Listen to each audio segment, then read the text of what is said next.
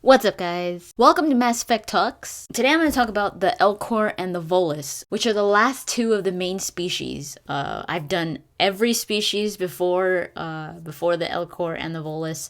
So yeah, this is it. Next Mass Effect Talks, I'm probably going to talk about the ancient races. I'm going to talk about the Elcor first. The Elcor, I always thought were like the most boring race in Mass Effect. Every time an Elcor was gonna start talking, it's like, oh geez, I hope he doesn't talk for very long.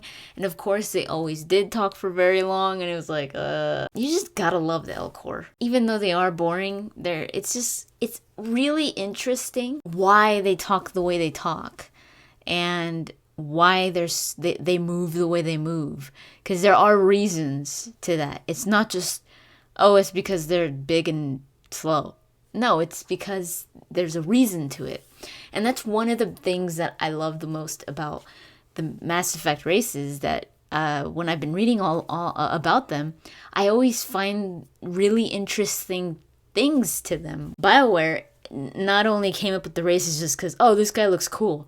They gave each of the races specific looks and specific characteristics to their personalities. And to their body movements, given where they came from. Like depending on where they came from is how they react and how they talk and all that stuff. So I just find that so cool that they go into that type of detail. The Elcor come from the planet called Dakuna. It's pretty much a garden planet. The Elcor inhabit the equator of the planet. They're very traditional in the way that they do things and conservative. So they don't like to change. They don't like change. So they don't like to oh, let's go and build over here where we never built before. No, they don't want to change what has worked for them. The gravity in Dakuna is very high, which gives the Elcor their characteristics. That's why they're so slow, and that's why they're so strong, because they come from a planet that has a really high gravitational pull. They're also extremely careful. No, even if they're not on their home world anymore, it's just something that it's like routine. It's like habit now.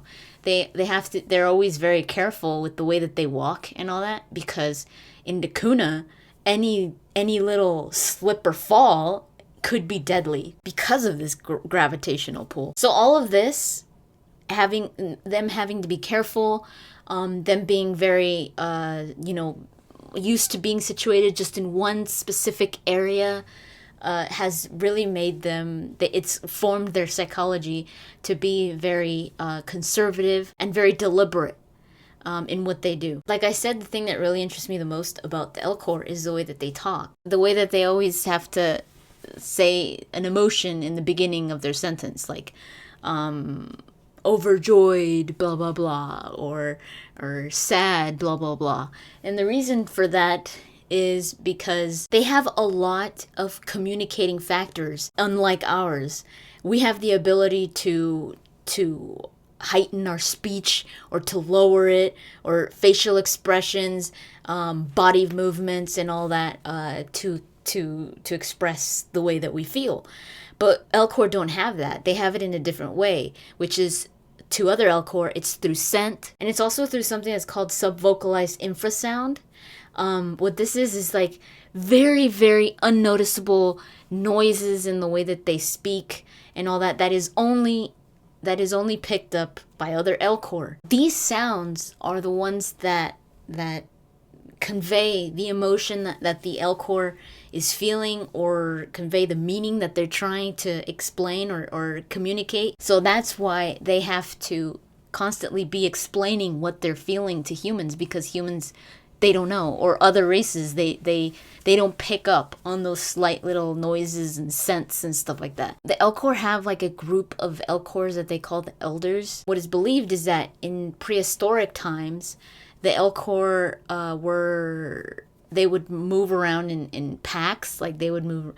I imagine them like elephants, or like mammoths. Like moving around like elephants. and the one the one leading them was the oldest Elcor. The oldest group of Elcors were in the front leading them all, and that's how the group of the elders were formed, and they just kept doing this as tradition, and so now the elders are the ones that that pretty much lead the decisions of the Elcor. Before the Elcor entered into like space travel and all that, they were already starting to figure it out when they came in contact with the Asari. The Asari found them and helped them,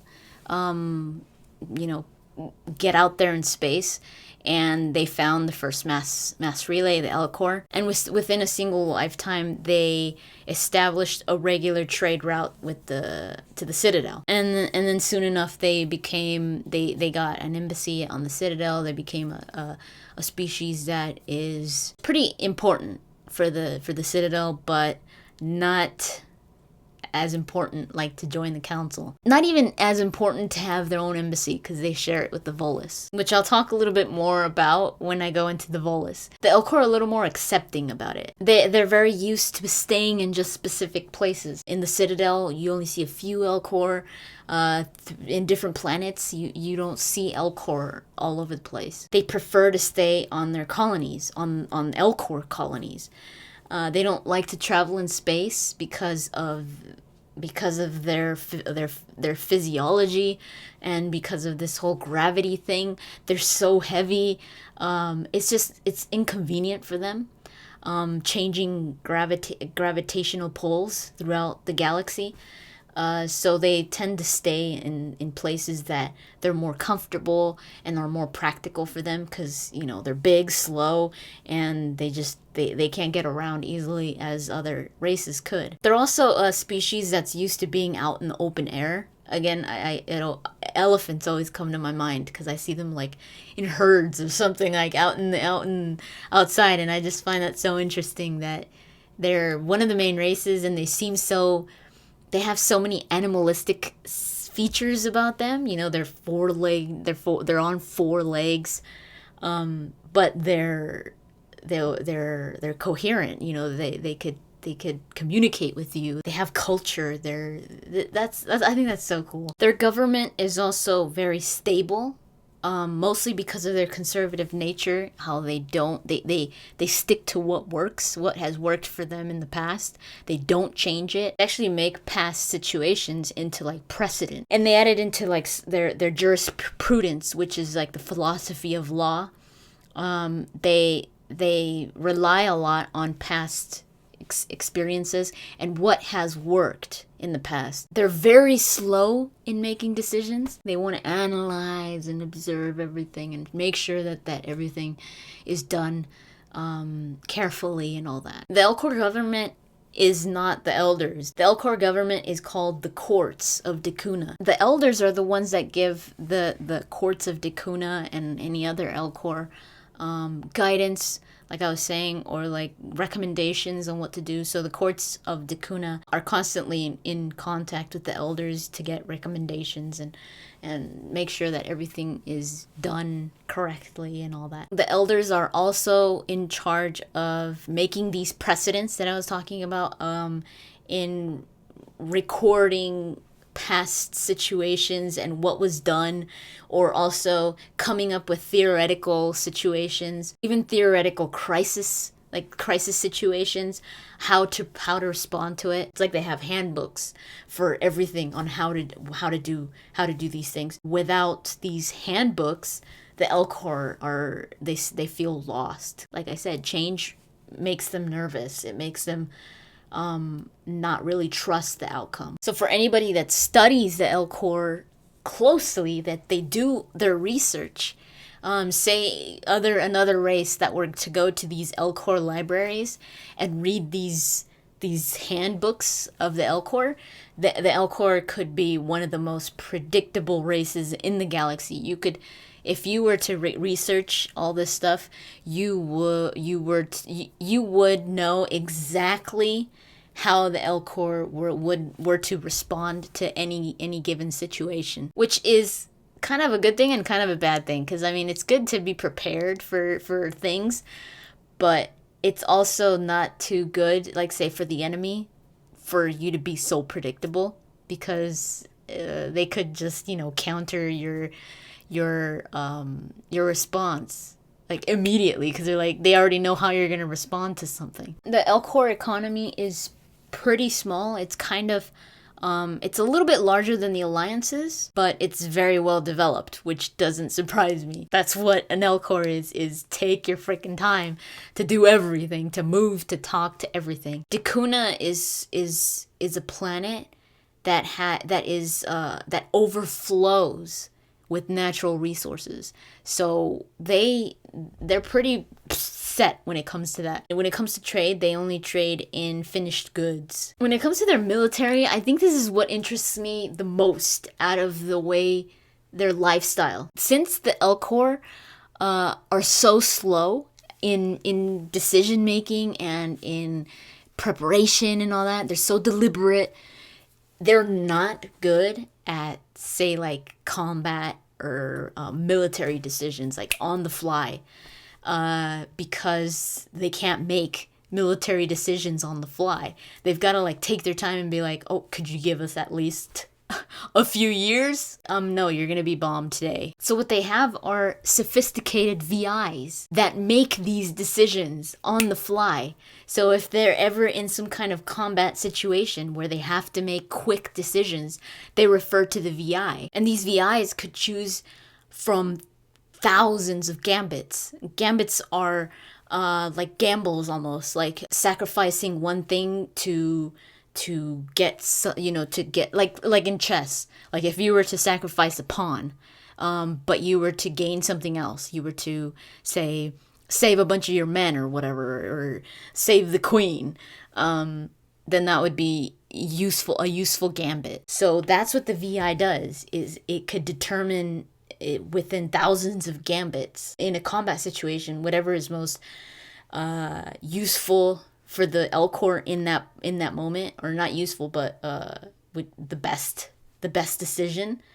The VI makes it, and the Elcor respond. And the VIs, they could respond well because of the Elcor. Those years of decision making, when they're like, okay, what if one day we're in this situation in a combat or in a battle? What do we do? They put all the decisions, they make all those decisions within years, and they put them in the VI so that the VI can make them like that. So the decisions are Elcor decisions, but they need the VI in order to make the decision quick and know what decision to make. Another thing that I would have loved to see in Mass Effect 3, I think this was the moment to do it. I don't know why they didn't take advantage of it, but we could have seen Elcor tanks, and Elcor walking like with huge guns on their backs or something like that, like machine guns on their backs, because I think there was an Elcor on the Citadel that was talking about how there was like a mission that you had to go do, but you didn't have to like actually do it, you just had to like scan something or whatever, and then you got like war assets. But the Elcor, how they would wear like weaponry on their backs. But more than just Elcor soldiers, people call them tanks because of their tough skin. They could take a lot of damage before they're actually injured. Could you imagine like freaking Elcor just walking a battlefield with a huge machine gun on their back or something? Oh my god, that would have been so cool if they had shown at least just a shot of it in Mass Effect 3, where it just like takes an aerial view of, I don't know, even if it wasn't like on Earth, it would have been hard to show it on Earth, but just like an aerial view of like different places in the galaxy. Like one would just show like an aerial view of all these Elcor like going to war or something like that with all these machine guns on their back. That would have been so epic. We've never seen Elcor outside of like diplomats. That's pretty much all we've seen. Like diplomats and like merchants. I would like to see them like full force, because they're strong. They may be slow, but they're freaking strong. That's pretty much it for the Elcor, but I can't end it without mentioning probably one of my favorite advertisements in Mass Effect 2, I think it was, the production of Hamlet done by an Elcor cast. Just to think of it, like Hamlet, there's so many emotions in Hamlet. So could you imagine a cast of Elcor doing it? It's like it says that it says that the production is like 14 hours long. You have not experienced Shakespeare until you have heard it in the voice of an Elcor.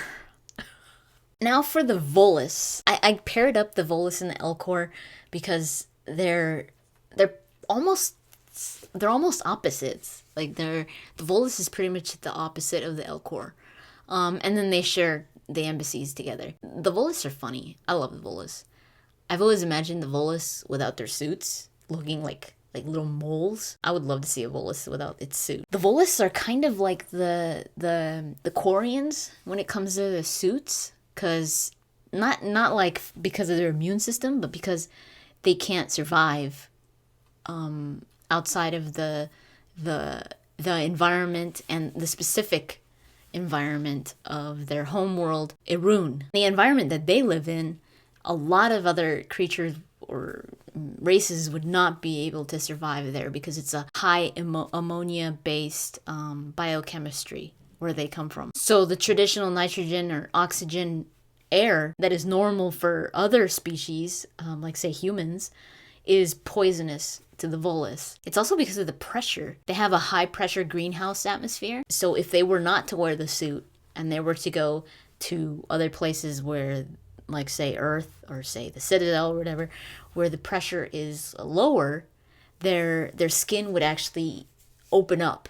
It would just start cracking open because their biochemistry is, they evolved to be under high pressure environments. That's why they wear those high pressure suits and breathers. Since the Volus are kind of physically impaired, they're small, they're not strong, they're kind of weak. They're pretty much the race that focuses the most in trade, in commerce, in economy. For example, they are employed by the Turians to handle their economics.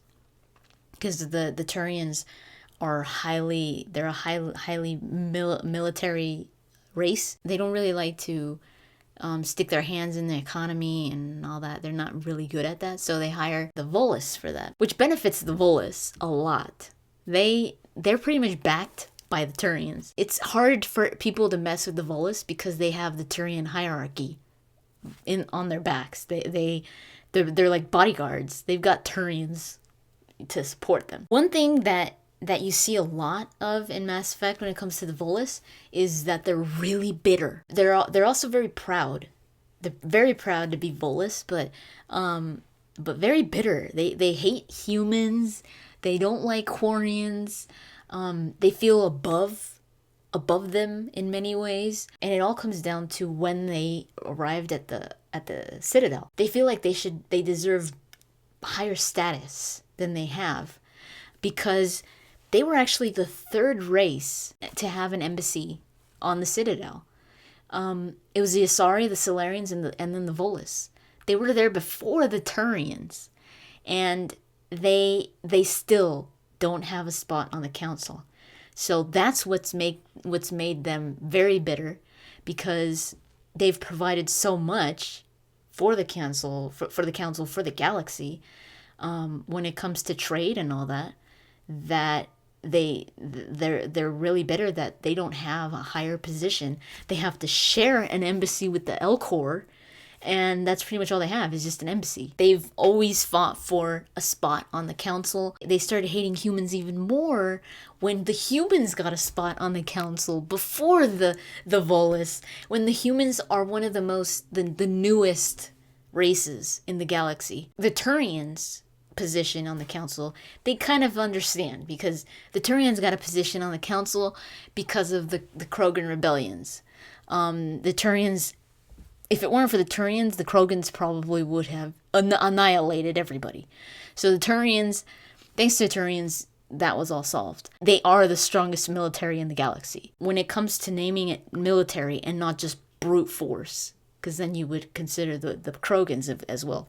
But I mean like an established military. It's the Turians, because they've got dreadnoughts and they've got all that stuff. So that's why they got a position in the council, because they could provide for that. Like say the Asari, they're the diplomats. The Solarians, they're your strategical group. They're also a lot of scientists with the Solarians. So the Volus just feel like they need a spot on the council. They're the economical side to the galaxy, and they feel like that's what's needed in the council, because you pretty much have it all except for that, which is trade. It's one of the most important things. The Volus were actually the ones that came up with the Unified Banking Act. The Unified Banking Act is what has made the credit the universal monetary system, kind of like the euro in Europe, and the dollar and that kind of thing. They are the ones that monitor and balance the galactic economy, but they can't provide economic aid, which is one of the reasons why the council doesn't put them on the council, because the council needs fleets, resources, economic aid, that kind of influence within them, which is one of the reasons why they went for the humans instead of the Volus. So obviously the Volus aren't a militant species, so they can't provide themselves aid or anybody else aid. But the Volus also have to provide the Turians with some kind of military benefit as well. The Volus prefer air power. They do try to provide them with these bomber frigates. They also provide a few weapons and equipment, but they don't focus in high grade. So it's like they could get like, say, a specific sniper rifle that is high grade, and like make a bootleg of it, like a store brand, so it's like it still does the job, but you just don't look as classy doing it. So the weaponry is more utilitarian, which is it's designed for its usefulness and its practicality over its attractiveness. The Volus also have a dreadnought. They have one dreadnought.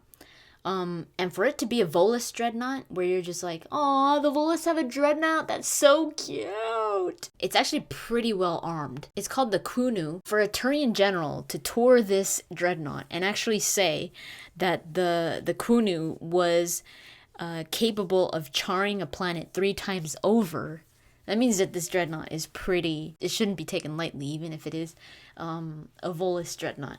So the Turians are kind of happy about having this dreadnought on their side. The Volus government is called the Vol Protectorate. They're not a sovereign government, so they don't stand on their own. They are a client state to the Turian hierarchy. So they have to pay taxes to the hierarchy. They have to include the Turians in any foreign policy that they might have, and then provide the Turians with auxiliary troops when it comes to times of war. And by auxiliary troops, I mean like supportive kind of stuff, like moral support, like you got your little Volus on the sides going, yeah! No, I'm kidding. Supportive stuff, like the bomber frigates and all that stuff, and the bootleg weapons. But that's pretty much it for the Volus. But I can't end without mentioning Niftu-Cal, the biotic god. He is on Samara's mission, where you get Samara in Mass Effect 2. He's on Ilium in Nos Astra. Like any other species besides the Asari, you could just implant a creature or a species with biotic amps, and they'll develop biotic powers. But in the case of Niftu-Cal, it was more of that he was completely doped out on drugs. It was either Minigen X3 or red sand. Red sand is known to increase biotics, not that much, but just slightly, and so is the other one. So that's why he was so doped out. He thought he was some biotic god and that he's like immortal and all this stuff. But his biotic powers were nowhere near strong enough for anything. He attempts to fight Captain Wasea. I mean, he throws like this tiny little warp, I think.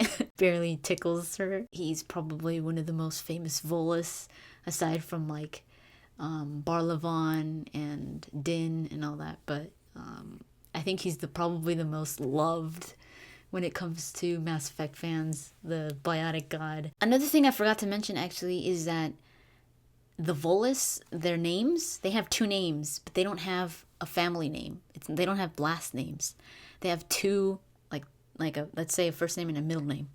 2 names, but no family name, because they don't believe in owning another Volus or another being. They don't believe in that. So whenever a Volus is born, they don't have last names, because that is like, or whenever a Volus were to, like, say, get married with another Volus, they don't give them their name, because it's like, okay, now I own you, so now you have my name. So they don't have specific names, they have clans. That's why they refer to other species by their home world and not by their race. They don't call them humans, they call them Earth Clan. So yeah, that's pretty much it for the Volus and the Elcor. So like I said in the beginning, that is it for the major races, but next Mass Effect talks, I'm going to try to make these more regular, kind of like I used to, more regularly, because I can finally start talking about a lot of stuff that I really want to talk about, like specific characters, do a Mass Effect talks on specific characters, do a Mass Effect talks on specific themes in Mass Effect, or specific things, because there's so much to talk about when it comes to the Mass Effect world, and I really want to delve into that already. So next one will probably be the ancient races, which I don't think should be very long. Like, I will go into like the Inusanan and all those other races. I already talked about the Leviathan race, so that won't be one of them. I don't know, I'm gonna try to make them every 2 weeks or so. Maybe, I don't know, it depends, but I don't want to go further than 2 weeks when it comes to Mass Effect talks. So I'm going to try my best to do that. Hopefully you guys enjoyed this. Let me know what you guys think about the Volus and the Elcor in the comments, and I'll talk to you guys later.